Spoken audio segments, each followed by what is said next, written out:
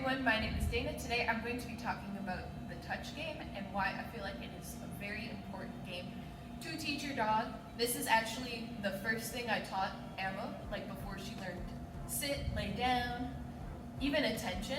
This was the first game I taught her, is the touch game. So when I got her as a 9-week-old puppy.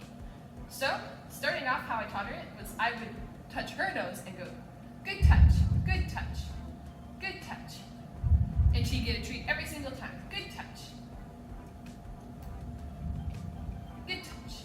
Yes. So every time I touched her nose, she got a treat for that. Another way you can teach it is by keeping a treat in your hand. And oh wow, good touch as the dog takes the treat from your hand. However, that one's really tricky, especially depending on what treats you do use.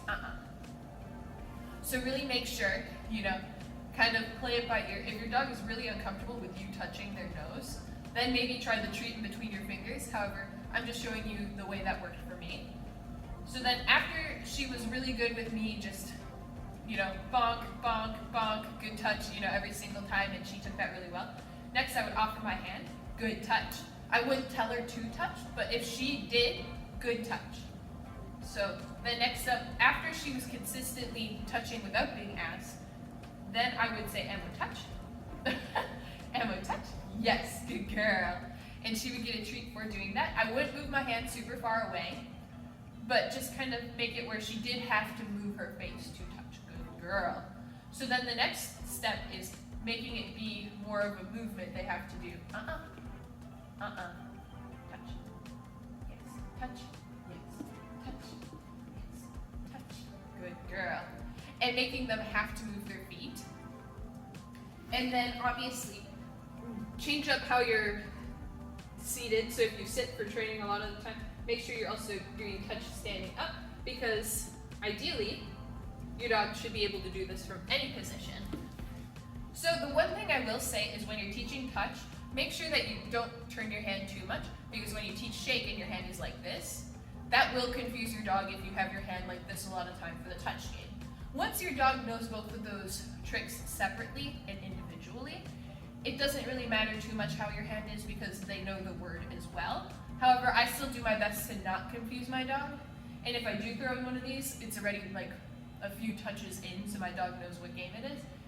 And if I just say shake, good girl. She can still do the difference. Touch, good. Shake, yes. Touch, yes. So just make sure that your dog really knows each trick individually before you start throwing in a hand signal that would be a little confusing.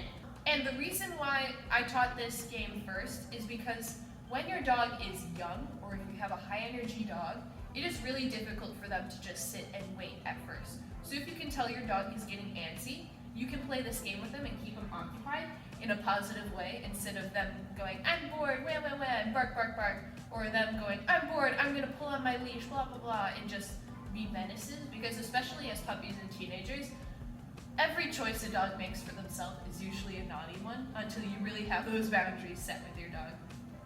So this is a really good way to prevent bad habits in the future. So if you're in a puppy class, having your dog know the touch game, when an instructor is explaining something, you can watch and just say, touch, touch, oh, touch, touch, touch.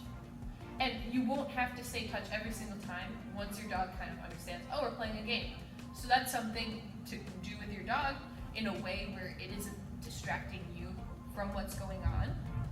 And you can still focus on the class, but then your dog isn't just bored out of their mind, because training should be fun. And for working dogs, they need to be doing something constantly. So if you're training and the majority of it is doing nothing, that's gonna really suck for them and they won't enjoy that. And they'll go, no, I'm just gonna do something by myself instead. Because we have to kind of appeal to our dogs, because they work best for us when they want to be working. And that's another thing to keep in mind as well, is on the opposite side of the spectrum, I didn't teach stays to her, like really solid stays, until I trusted her impulse control enough where it wouldn't be an issue. And with teaching anything, I do my best to not use the command unless the dog does it properly, because when you're teaching stay, if you're saying stay before your dog knows it, every time they break away from a stay, they're learning stay is optional.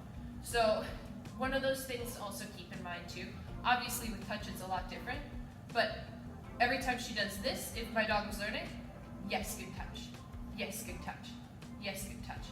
But then say she doesn't touch, no harm, no foul, because I didn't tell her to.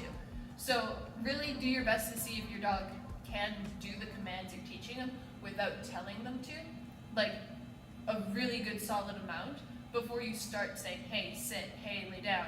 And then if they don't do those things, when you're telling them to lay down, then it's an issue because they're making the choice to go, lay down is optional, I choose not to.